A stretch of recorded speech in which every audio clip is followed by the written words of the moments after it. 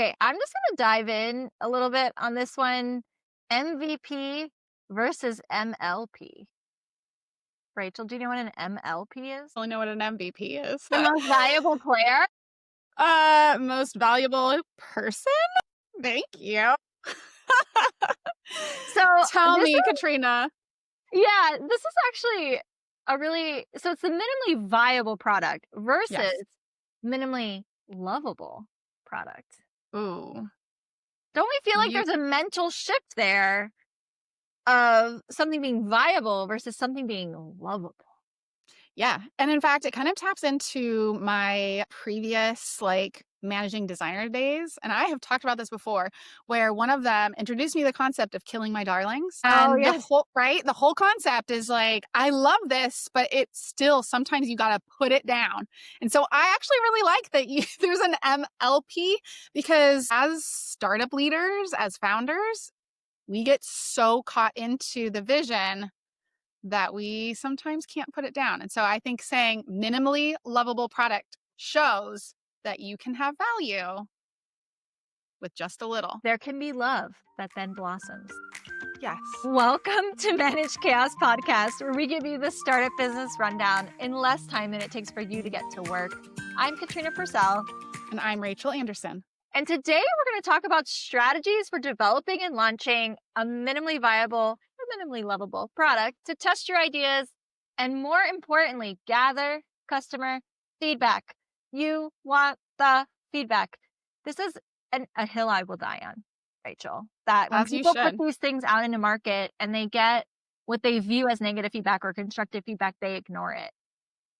That's like my biggest pet peeve. Yeah. I think it should be a pet peeve, right? Don't ask for feedback if you're not going to take it. Exactly. So, Yeah. okay, a few steps back, but what exactly is a minimally viable or minimally lovable product, and why is it so important to startups? Okay. So an MVP, minimally viable product or minimally lovable product, is your most basic version of the product or service that still can solve the problem for the customer. Underscore, bold. Yes. It can't just be like, here's the outline with no actual value. That's not minimal. And so sometimes I like to think about it in math terms, which I don't know why, because I intentionally decided not to major in math. But I think about it as the least common denominator. It's still a Oh, number. It's still a thing, but it's the least form that you pull down, right? If we all remember back to I like elementary school, that. we did Yeah. the yes. So think about it like a least common denominator. It's the least I can do to still bring value to the customer. The purpose isn't really to launch a perfect business. And I think sometimes as leaders, we get caught up in the vision because we understand what it looks like fully built out. We understand the robustness possible. We understand the full opportunity before us, but we don't have to be full. We don't have to Mhm. be perfect before being viable. And that's really what you want to catch. If you can put in 10 days of work for a customer to say there's a good market fit here, rather than 10 years of work for them to say, you've never needed that, then wouldn't you rather 10 days over 10 years, right? So there's a practical element of this as well as a deeply validating part of this. And a good example is Airbnb. So when they first launched, they rented out a mattress in one of the people's apartments. It wasn't a special house. It wasn't all the things. It was just a dude's house. And they were testing their idea and they wanted to see, would people be willing to do this? Would people opt Mhm. in? Would people feel safe? What would be the feedback? How do we turn this into something that scales, right? And now eventually these two dudes from San Francisco created a worldwide phenomenon. But they had to do the minimally viable option, which was a website and a bed, and then saw that people were interested and then were able to learn that their idea had legs. Yes, I love that. We've used Airbnb for quite a few examples because they did a really good job of taking that MVP and then pivoting and also making conscious decisions to do non-scalable things in the early stages, right? Knowing they wouldn't scale, but knowing it would get them closer to the customer. How can you start to design that MVP without overbuilding or without wanting it to be perfect before you put it out there. Yeah, I think the first thing for me when I have also gone through this process as a side note. I worked as the marketing director for an entire startup, was app-based. We had to go with the MVP to do market fit. Like we had to do all the things. So the first thing I recommend to leaders is put the full dream down on paper. Get everything out of everyone's head, make it all work, do a giant ideation session, like let it live, right? Let it live in all Yeah. its glory. Also, make sure you have specifically talked about and written down or validated on the side the problem. So that could Yeah. just be socialization with your ideal client, right? And that could be conversations, interviews, casual conversation, whatever that is. So it doesn't have to be some like long, Yeah. fancy or specific thing. Um, but once you have the problem you're trying to fit and all the like 360 eagle eye, robust, like 10-year plan, have the conversation with the team about what is the least we can do of all of these ideas to solve the problem so that you know where to start and what your actual goals are. So Right. focus on the core problem or problems and not the features. That's really important because the features are definitely things that can help you sell more or sell to different industries or whatever. But if you get caught up in prioritizing feature over problem, then you'll end up Mhm. developing too much that's not necessary in order to just validate your idea. And think of what it would look like to do a lightweight solution. So for us, when we were working on this, it was a website that was a glorified quiz. We needed people to start taking this like formula, giving us information, letting us help them populate it on the website. And version 2 was to actually make it into a downloadable web mobile app so that the app store actually had it and it would then be independent on their phones. And so what does it mean to do something that's simple? Is it just a landing page with a sign up form? Is Mhm. it a small pilot group or a alpha beta test that you just really make sure that people know it's scrappy and just sort of the bare minimums? And I would say a mock-up or prototype is probably the last thing I would recommend, and only if it's extremely applicable to the problem you're solving. For example, if your problem that you're solving is that it's too hard and difficult for you to take time to meditate, for example. And we know that, the data says if you meditate even just like 30 seconds a day, it helps with your Mhm. productivity and your focus and all these like things, right? Then part of the problem you're solving for is the lack of time. And maybe then you have to have a mobile app that goes on the phone in order to help people get time at the grocery store when they're standing in line or on the subway while they're waiting for their next stop, right? So that would fit in that minimal viable problem you're solving, but not Mhm. all brands need to do that, right? So focus on the problem, not on the features. Right. I love that. We have another episode where we actually talked to someone who's in CPG, and they were building a showerless shampoo. And so Yes. in that case, the minimally viable product is true product, right? They were testing Yes. the formula of it. But when they got it, did it smell okay? Did it do the job? Right. So there was a lot of iteration there before it even got to customers.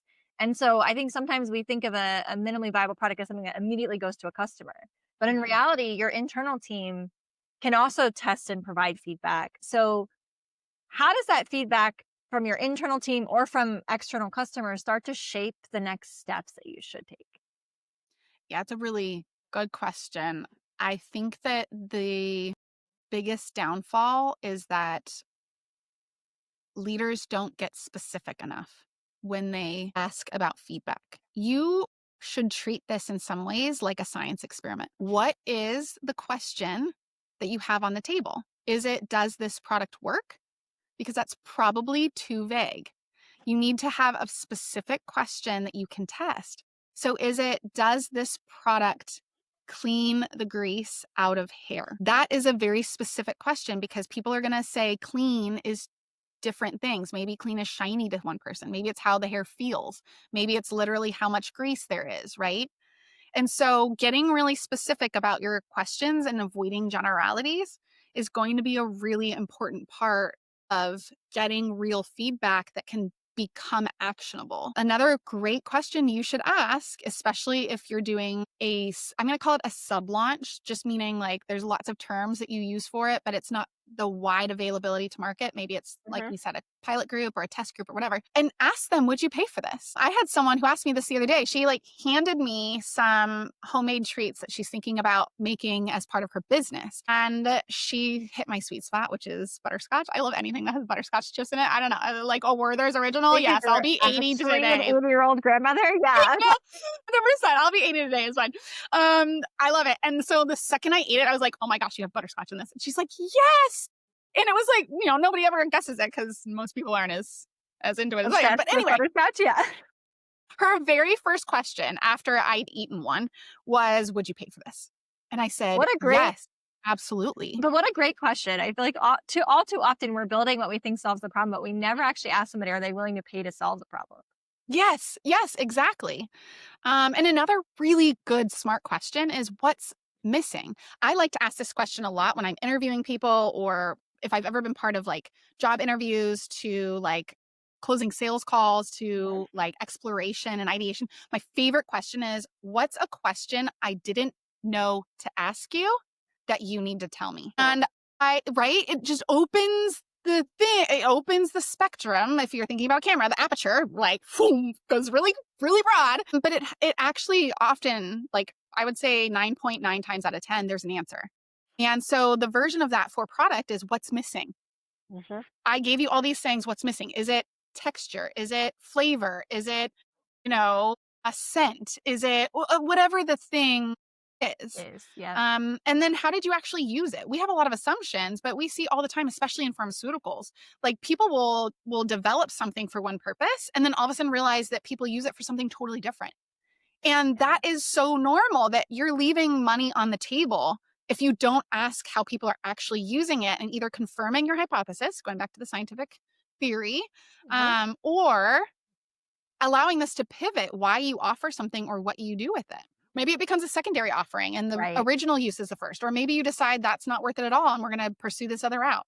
So basically, figure out what your ideation loop is, ask really specific questions as part of that loop, right? Test, learn, refine, test, learn, refine, and then encourage. All action is good action. Like any information is actionable if you get specific enough. Yes. I love that because I think Mhm. sometimes we think if it's negative or it disagrees with us that it's not good feedback. And especially for founders, you use this example earlier. I use the telling you your baby's ugly. You don't like it when you've got this great idea Mhm. that you think is perfect and people give feedback. But in reality, as you said, learning that after 10 weeks of development, as opposed to 10 years of development, is so much more valuable.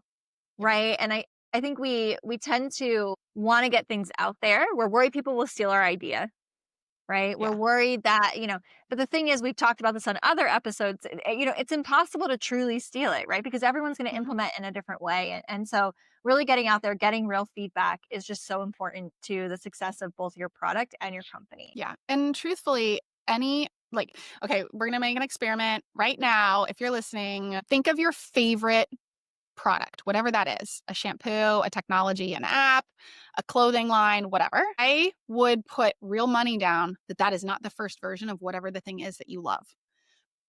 Apple did not start at V1 and they were like, we nailed it, done. And even to get a little spicy here, even democracy. There are so many versions of our American democracy system in other countries where they did V2, V3, V4, and it Mhm. evolves.